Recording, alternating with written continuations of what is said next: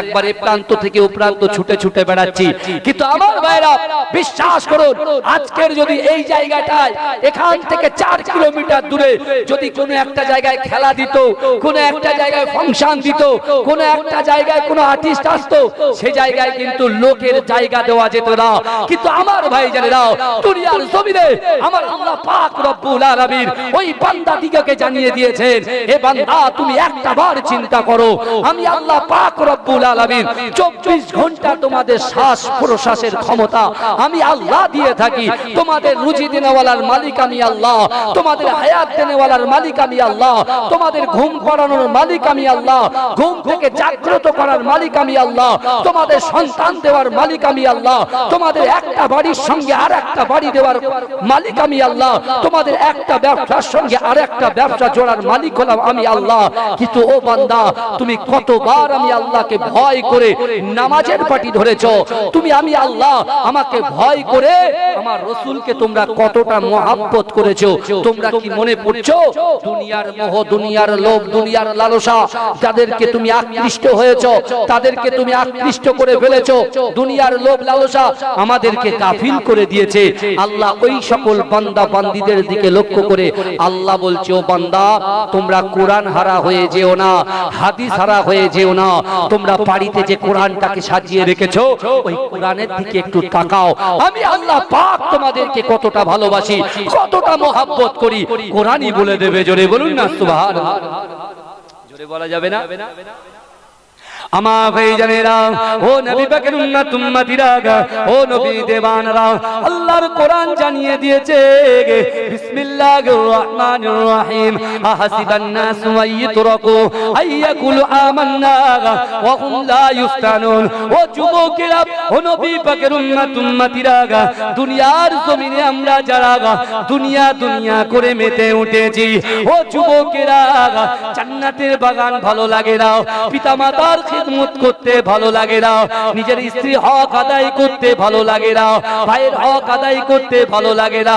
ও যুবকেরা, ও নবী পাকের উম্মত উম্মতিরা, আমার আল্লাহ জানিয়ে দিলেন, ও বান্দা আমি আল্লাহ তোমাদের জন্য জমিন সৃষ্টি করেছি, আমি আল্লাহ তোমাদের জন্য আসমান সৃষ্টি করেছি, আমি আল্লাহ পাক রব্বুল আলামিন ও বান্দা তোমাদের জন্য ফলমূল সৃষ্টি করেছি, যাতে করে আমার বান্দা আমার ইবাদত বندگی করবে, আর আমি আল্লাহ আমার নিয়ামতের ফল ভক্ষণ করবে। ও যুবকেরা, ও নবী পাকের উম্মত উম্মতিরা, আমার আল্লাহ পাক বান্দাকে বলে, ও বান্দা দুনিয়ার কে তোমাকে আমার থেকে দূরে সরিয়ে দিল?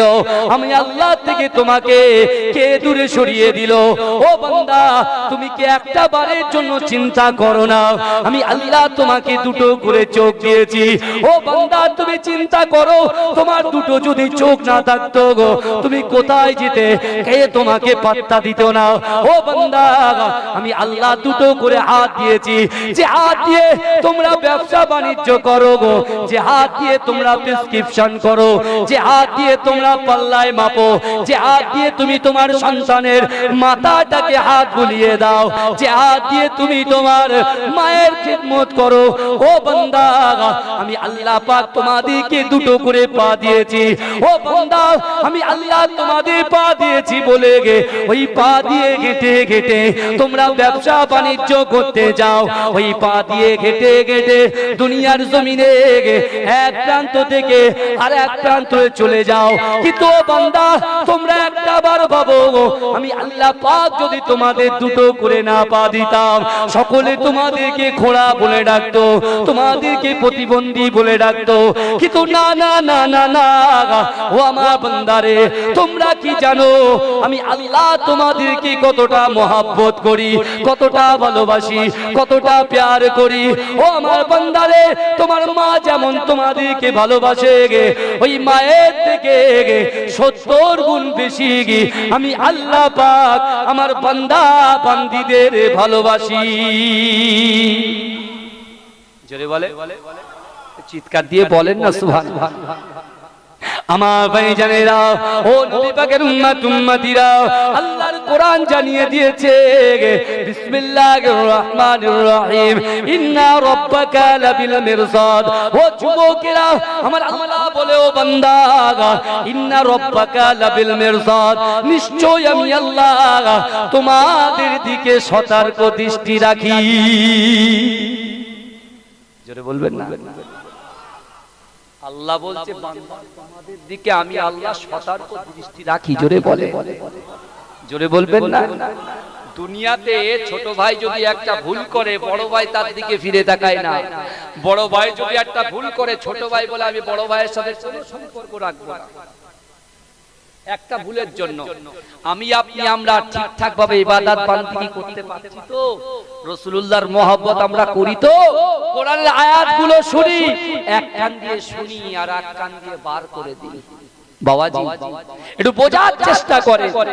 আজকে দুনিয়ার কত সমস্যার মধ্যে আপনারা পড়ে আছি, কিন্তু আপনি কি দেখেছেন আমার আল্লাহ যখন এই পৃথিবী সৃষ্টি করবে?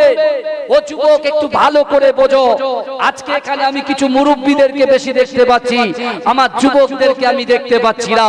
কিন্তু আমার ভাইজানেরা আল্লাহ বলছে বান্দা আমি আল্লাহ যৌবন বয়সের ইবাদতটা সব থেকে বেশি পছন্দ করি। জোরে বলে, এ জোরে বলতে হবে। তাকবীর দেন, নারে তাকবীর, নারে তাকবীর। মাসলাকে মুজাদ্দিদ জামা মাজরাই টিডাঙ্গা দরবার শরীফ এ জলসা শ্রোতা সামিন মণ্ডলী নারে তাকবীর, নারে তাকবীর।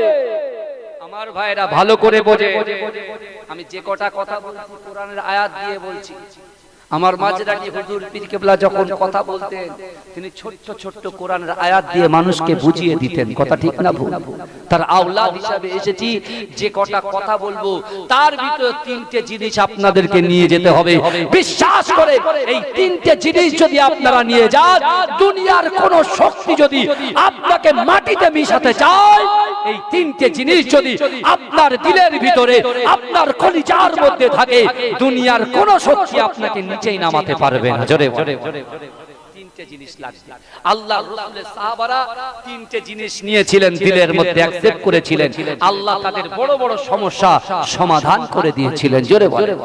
কিন্তু দুনিয়ার জমিনে দুনিয়ার মোহ পড়ে দুনিয়ার লোভ লালসা আমাদেরকে এমন ভাবে গাফিল করে দিয়েছে, আলহাকুমুত তাকাসুর হাত্তা যুরতুমুল মাকাবির কাল্লা সাউফা তা'লামুনা সুম্মা কাল্লা সাউফা তা'লামুন কাল্লা লাউ তা'লামুনা ইলমাল ইয়াকিন লাতারাউন্নাল জাহিমা সুম্মা লাতারাউন্নাহা আইনাল ইয়াকিন। হে যুবকেরা, আমরা যখন কবরস্থানে চলে যাই, দুনিয়ার প্রাচীর্য বিল্ডিং পালাখানার কথা কবরে গিয়ে আলোচনা করি।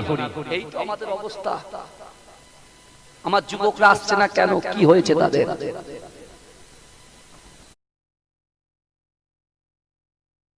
আগে আগে বলে আমার রাসূলুল্লাহ জিন্দা না মুর্দা?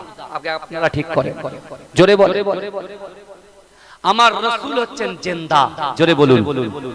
সারা বিশ্বের আহলে সুন্নাত আল জামাতের একটাই মত যে আমার রাসূল হচ্ছেন জিন্দা নবী। জোরে বলে, এ জোরে বলবেন না?